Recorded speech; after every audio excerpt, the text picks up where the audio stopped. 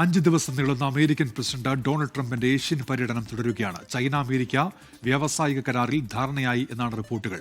ട്രംപുമായി നടത്തിയ കൂടിക്കാഴ്ചയിൽ പ്രതീക്ഷ വെച്ച് ബ്രസീൽ പ്രസിഡന്റും രംഗത്തെത്തി. ഇതിനിടെ കാനഡയ്ക്കുമേൽ അമേരിക്ക വീണ്ടും താരിഫ് ചുമത്തി.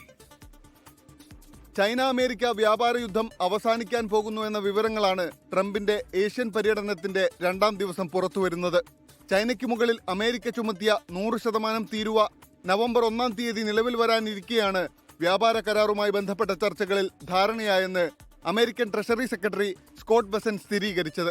ദക്ഷിണാഫ്രിക്കയിൽ വെച്ച് നടക്കുന്ന ഏഷ്യ പസഫിക് സാമ്പത്തിക സഹകരണ ഉച്ചകോടിയിൽ വെച്ച് വ്യാഴാഴ്ച ട്രംപും ചൈനീസ് പ്രസിഡന്റ് ഷി ജിൻപിങ്ങും കൂടിക്കാഴ്ച നടത്തുമെന്നാണ് കരുതുന്നത്. ഇതിനിടയിൽ കാനഡയ്ക്കുമേൽ വീണ്ടും തീരുവ ചുമത്തുന്നതായി ട്രംപ് പ്രഖ്യാപിച്ചു. തീരുവ ചുമത്തിയതിനെതിരെ മുൻ അമേരിക്കൻ പ്രസിഡന്റ് റൊണാൾഡ് റീഗൻ അഭിനയിച്ച പരസ്യം പ്രദർശിപ്പിച്ചതാണ് തീരുവ ചുമത്താൻ കാരണമെന്ന് മലേഷ്യയിലേക്കുള്ള യാത്രക്കിടെ ട്രംപ് പ്രതികരിച്ചു. ഇതിനിടെ ട്രംപുമായി നടത്തിയ കൂടിക്കാഴ്ചയ്ക്ക് പിന്നാലെ അമേരിക്കയുമായി ഉടൻ വ്യാപാര കരാറിൽ ധാരണയാകുമെന്ന് ബ്രസീൽ പ്രസിഡന്റ് ലുലാ ഡാ സിൽവ പറഞ്ഞു. ബ്രസീലിന് മുകളിൽ 50% അധിക തീരുവയാണ് അമേരിക്ക ചുമത്തിയത്. International desk 24. ലോകത്തെവിടെയായാലും ഏത് സമയത്തും 24 വാർത്തകളും ഓഗ്മെന്റഡ് റിയാലിറ്റി പാക്കേജുകളും എക്സ്പ്ലെയിനറുകളും വിശദമായി കാണാൻ ഞങ്ങളുടെ യൂട്യൂബ് ചാനൽ നിങ്ങൾക്ക് സബ്സ്ക്രൈബ് ചെയ്യാം.